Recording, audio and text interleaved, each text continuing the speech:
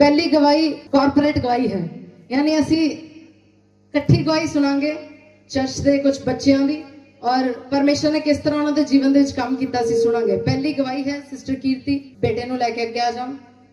Sister Sukhdeep, sister Neetu, sister Ritu Dugri तो और बेटी सिमी अगे आ जाए। ये चर्च के कुछ बच्चे हैं और तुसी सुनिया पिछले दिनों के पास्टर जी ने पुलपिट तो बोलिया सी कि जिन्ने बच्चे चर्च दे विच स्कूलों दे विच पढ़ते हैं वो अपनी क्लास दे विच की आउणगे, की आउणगे, की आउणगे, फर्स्ट आउणगे। हालेलुया। और जिन्ने बच्चे तुसी खड़े देख रहे हो सारी अपने क्लासां दे विच फर्स्ट आए हैं और परमेश्वर ने इन्हां नूं अच्छे मार्क्स दे नाल इन्हां नूं पास किया है। असीं परमेश्वर दा धन्नवाद करदे हां। ये बेटा वंश है और अपनी क्लास दे विच फर्स्ट आया है। इस सिस्टर परमेश्वर का धन्यवाद करते हैं कि परमेश्वर ने इस बेटे को अच्छे मार्क्स देके पास किया है। सब जन हाथों उठावांगे और परमेश्वर का धन्यवाद करेंगे। वो बेटा आमिन है और अपनी क्लास के विच फर्स्ट आया है। एक खुदा का धन्यवाद करते हैं कि परमेश्वर ने इस बेटे को ब्लेस किया है। और सैमुअल जो इस बेटे के एग्जाम सी और ये मदर दसते हैं कि ये बच्चा बहुत ज्यादा घबराता सी और डरता सी एग्जाम देने के लिए और जदों पेपर देन जान लगता सी तो बहुत रोंदा सी और इन्हों लगता सी शायद पास नहीं होएगा। और इस सिस्टर दसते हैं कि इन्होंने चर्च में फोन किया और पास्टर जी को प्रेयर करवाई और पास्टर जी ने इस बेटे लिए प्रार्थना की और डर दे आत्मा ने जीवन चो बाहर कटिया। और ये दसते हैं कि उस तो बाद जदों भी एग्जाम देन जाता सी डरता नहीं सी। परमेश्वर ने इस बेटे को 92% नंबर देके इस क्लास के पास किया है। ये परमेश्वर का धन्यवाद करते हैं कि परमेश्वर ने इस बच्चे को ब्लेस किया है।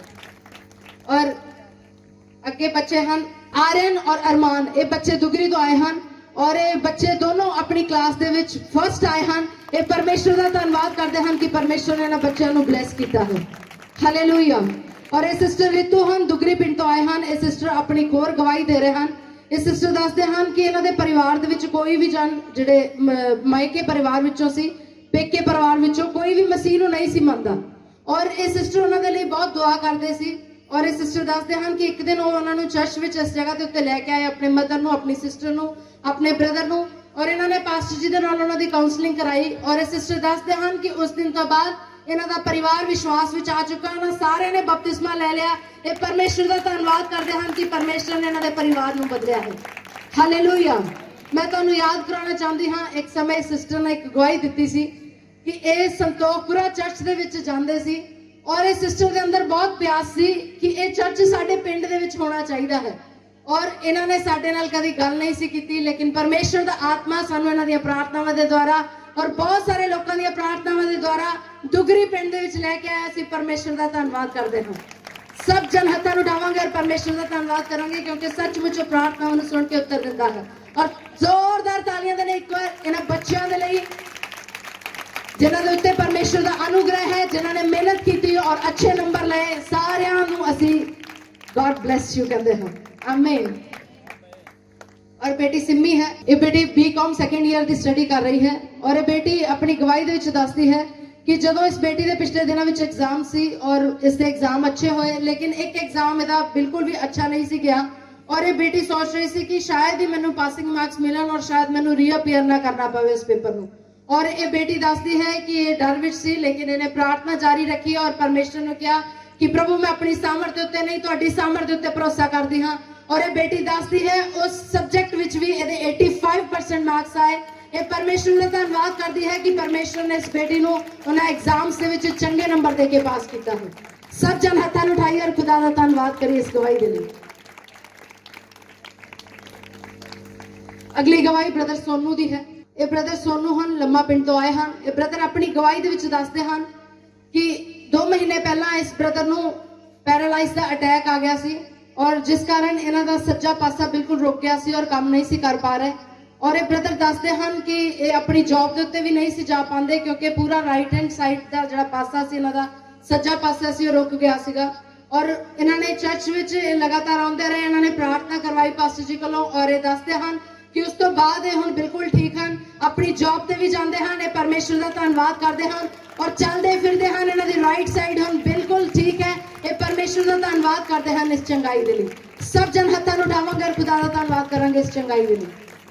ਹਾਲੇਲੂਇਆ। ਹਾਂਜੀ ਬ੍ਰਦਰ ਰੁਕੋ। ਕੀ ਤੁਸੀਂ ਜਦੋਂ ਤੁਹਾਨੂੰ ਪੈਰਾਲਾਈਜ਼ ਦੀ ਪ੍ਰੋਬਲਮ ਆਈ ਤੁਸੀਂ ਬਾਈਕ ਚਲਾ ਸਕਦੇ ਸੀ ਉਸ ਸਮੇਂ? ਤੁਸੀਂ ਬਾਈਕ ਚਲਾ ਸਕਦੇ ਸੀ ਉਸ ਸਮੇਂ? ਨਹੀਂ ਜੀ, ਤੁਸੀਂ ਬਾਈਕ ਨੂੰ ਚਲਾਉਣਾ ਕਦੋਂ ਸ਼ੁਰੂ ਕੀਤਾ? ਮੈਂ ਮਹੀਨਾ ਕੁ ਹੋ ਗਿਆ। 1 ਮਹੀਨੇ ਤੋਂ? ਹਾਂਜੀ ਬਿਲਕੁਲ ਸਹੀ ਚਲਾ ਰਹੇ ਹੋ। ਹਾਂਜੀ ਆਪਣੇ ਹੱਥਾਂ ਨੂੰ ਉਠਾ ਕੇ ਖੁਦਾ ਦਾ ਧੰਨਵਾਦ ਕਰੋ। ਹੁਣ ਤੁਸੀਂ ਬਾਈਕ ਤੇ ਖੁਦ ਆਪਣੇ ਆਫਿਸ ਜਾਂਦੇ ਹੋ? ਹਾਂਜੀ ਜਾਨਾ।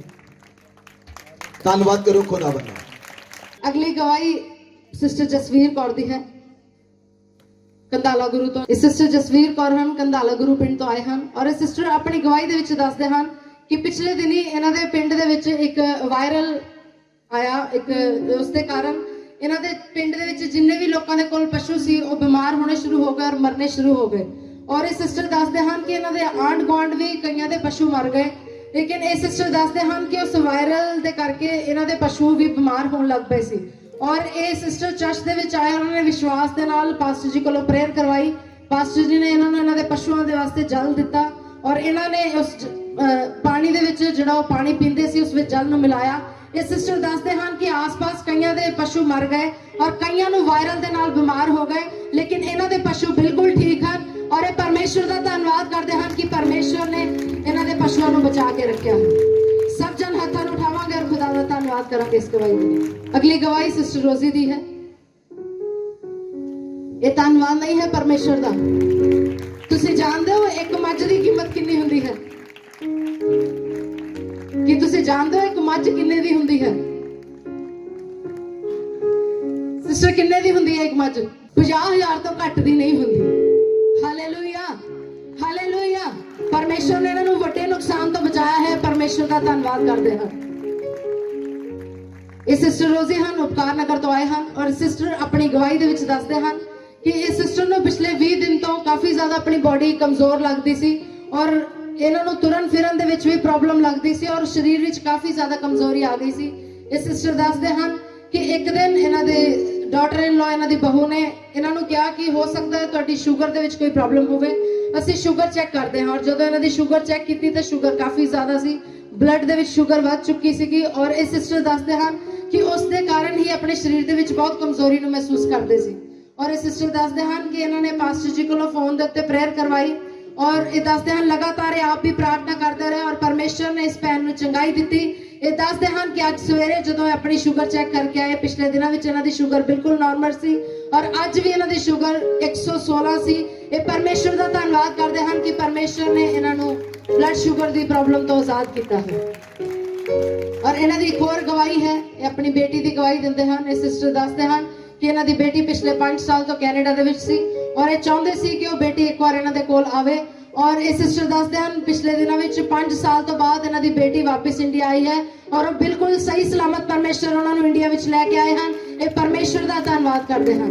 ਸਭ ਜਨ ਅਸੀਂ ਹੱਥਾਂ ਨੂੰ ਉਠਾਵਾਂਗੇ ਔਰ ਇਹਨਾਂ ਗਵਾਹੀਆਂ ਦੇ ਲਈ ਪਰਮੇਸ਼ਰ ਦਾ ਧੰਨਵਾਦ ਕਰਾਂਗੇ।